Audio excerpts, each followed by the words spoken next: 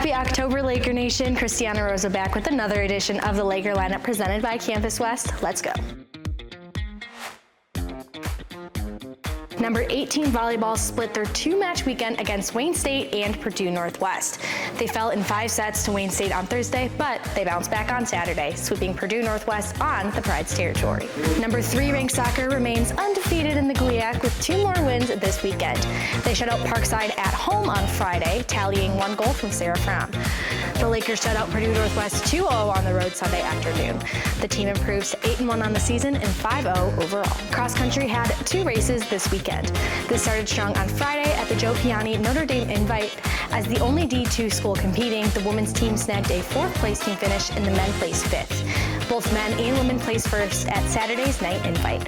Several collegiate debuts and personal bests were recorded over the 2-day span. Swim and Dive kicked off their 2025-26 campaign this past weekend.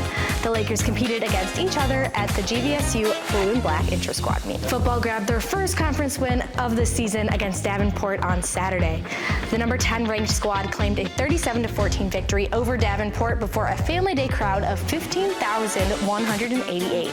The O-line was the star of the show, helping the Lakers gain 381 total yards and 23 first downs through the 4 quarters.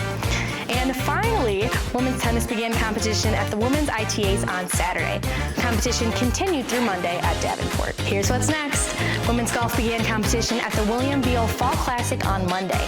They continue through this afternoon at Finley Country Club. Soccer hits the road for a 1 p.m. match against Ferris State on Friday. Swimming and diving will host the GVSU Invite at the Holland Aquatic Center Friday and Saturday. Number 18 volleyball hosts Roosevelt Friday at 6 p.m. in the field house. Students, make sure you're there early. The first 250 students will receive this shirt courtesy of Canvas.